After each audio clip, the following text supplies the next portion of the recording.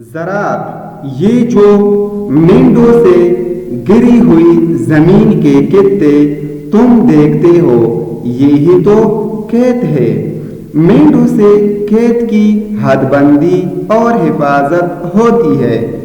वो देखो, एक आदमी हल पे लिए आता है, हल से खेत जोतेगा, फिर बीज बोएगा।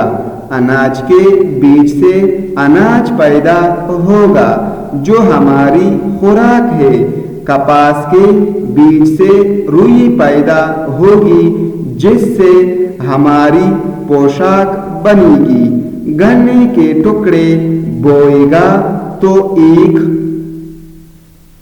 ऊख पैदा होगी, उसको कुल्हड़ में पील कर रस निकालेंगे। रस को पकाकर गड़ और राख बनाएंगे। राख से शक्कर बनेगी। शक्कर से तरह तरह की मिठाइयाँ तैयार होंगी। आहा, ये तो हमारा पड़ोसी धन सिंह है। अजी, ये बड़ा मेहनती किसान है।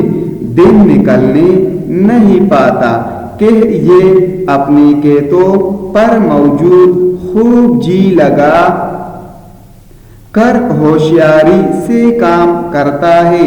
इसी की कमाई से सारा कुंबा पलता है। उसी का एक भाई फकीरा है, बड़ा सुस्त और कामचोर, अवीर सवीर बोलता है। पैदावार अच्छी नहीं होती, टिक्का येले नहीं, हमेशा कर्जदार रहता है। खेत कयार के कामों को खेती बाड़ी, काश्तकारी या ज़राअत कहते हैं। जो खेती करता है वो किसान या काश्तकार कहलाता है। जो सवेरे अपने खेतों पर जाता है, अपने काम में जी लगाता है, वही खाता, कमाता और नफा उठाता है।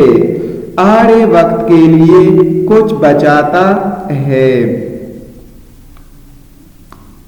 नोट: ज़राअत एक अमली फन है। अमल आंख से देखना और हाथ से करना लाजिम है। सिर्फ किताबों के पढ़ने से नहीं आ सकता। हर सबक में जिस चीज का बयान हो ताइम्कान नमूना दिखाकर समझाना चाहिए। तालिब इल्म हाथ से भी कुछ काम करे ताकि इनका जी लगे। तो दोस्तों, आज की इस वीडियो में हमने ये मतलब कि ज़राअत क्या होती है उस हवाले से उर्दू की जो पहली किताब थी उसमें खेत और ज़राअत के हवाले से मुख्तलिफ़ किस्म के आपने अल्फाज अभी मतलब खुद देखे होंगे। अगली वीडियो में हम ज़मीन के हवाले से मज़ीद आपको बताने की कोशिश करेंगे। तो दोस्तों, उम्मीद है आज का ये सबक आपने ज़रूर सीख लिया होगा।